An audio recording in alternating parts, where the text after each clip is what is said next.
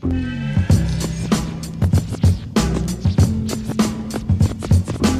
I'm kicking it with Elma. Tune in, baby. Can I kick it? Can I kick it? What's up? You're loyal to Kick This. Costello, Lethal Dialect and G.I. Shout out to everyone tuning in to Kick This. With Elma. Big up Brixton. One of the things that strikes me about your lyrics is they're fairly political and they've got a philosophical outlook on life. Do you find the creative process is a way of growing and developing your own self-knowledge? Yeah, definitely. When I start writing, obviously it starts off basic. You start writing about the things that you know, the things that happen in your area. And even at that, the album itself, my debut album, LD50, it's not so much philosophical or political. It's kind of on that street level because, you know, that's the first thing that you sort of grow up around, the first thing you're aware of. But obviously that LD50 would have been written the last 2 or 3 years, and obviously we've grown a little bit. The new stuff I'm doing be a little bit spiritual as well, like more on the political, philosophical buzz, but you know, we always stay true to the street stuff. But yeah, definitely, as you grow, your hip-hop grows with it. Yeah, would you agree with that? Yeah, devo. My album's a bit on the philosophical tip, like we just switched it up, but still on the street tip as well, you know what I mean? The LD50 album, like, not saying now that the content is similar, but we look at that similar, you know, in my mind to Nas Illmatic. It's got 10 tracks on it. It's mostly all Paulie. There's one collaboration from Tommy Hand. That was a sick verse on it. But like, and Paulie is? Yeah, Paulie's Lethal Dialect there right beside me. And if you're a big hip-hop head, you'd understand that. For those coming from Dublin, when an album like that drops, it's heavy, you know what I mean? You mentioned to me, Lethal, that the UK is the epicentre of hip-hop right now. Can you expand on that for me? In my opinion, it is. I mean, New York back in the golden era, which would have been, say, late 80s to mid 90s, would have just been, I can't, like, it's indescribable. All the hip hop coming out at that time was just, that was what got me into hip hop. Just the sound of it, and everybody was bringing their own little flavour. It was before it was about money. It was just real. It was what people were experiencing. Yeah, you got respect because of what you were doing as an MC, not how much money you had. Whereas it's the opposite now, but UK is like that now, especially London.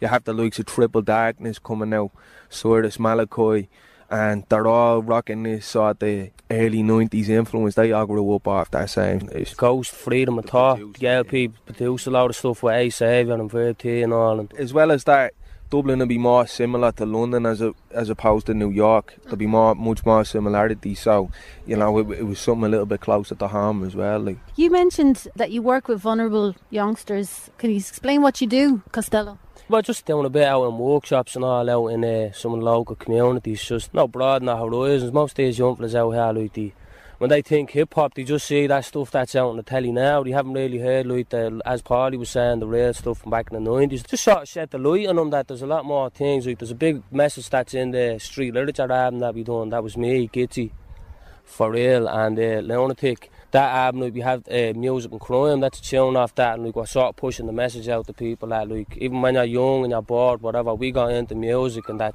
like, it's got us in a position that we're in now, whereas if you had done crime, you would have just been locked up and like so many others, you know what I mean? Nobody's really established that with Irish hip-hop really yet, so that's why we are connected at this level now to do it now, you know what I mean? We're all here at this stage now, that's how we feel. And to show all the youths, you know what I mean, that they can do it as well. We want to set up workshops like all over, but first we have to sort of get where we want musically, and so people will have trust in us for setting up stuff like that, you know what I mean?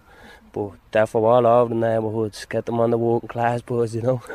Gun and knife crime is a huge thing in London right now, and the youths, and it's like a really big concern. Is it the same thing happening in Ireland with young people then? Yes. Well, I can't really speak for anyone else in Ireland. Dublin's gone ridiculous. I mean, there's bombs being found, grenades being found. It's gone beyond just a scuffle or like anything minor. It's all major things now, you know, and it's ridiculous. No more having a fair one, you know what I mean? Like putting the fists up. If you break someone up, they're going to come back and try and stab you or shoot you or do something, you know what I mean? People's profiting all over, all regions of Dublin from the drug business, man. You're dealing with that, you know yourself, that it's going to bring all that stuff with it. But even not too long ago. There a while ago, and it was like Dublin, I think after Glasgow, had the highest crime rate. But obviously there's this thing in Dublin where, like, you know, cooperation with the law enforcement wouldn't be that great, you know. So the question goes, how many crimes went unreported then as well? It's ridiculous. Yeah, you can't actually believe statistics anyway.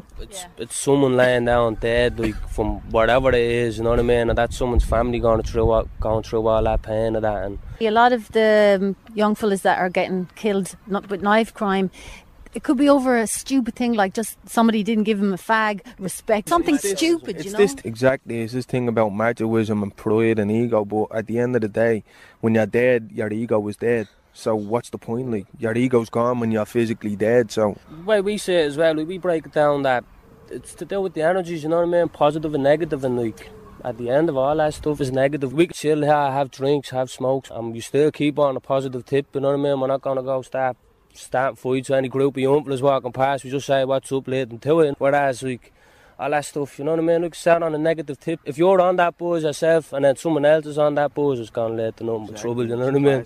Exactly. What's up? You're loyal to Kick This. Costello, Lethal Dialect and G.I. Shout out to everyone tuning in to Kick This. With Elma. Big up Brixton.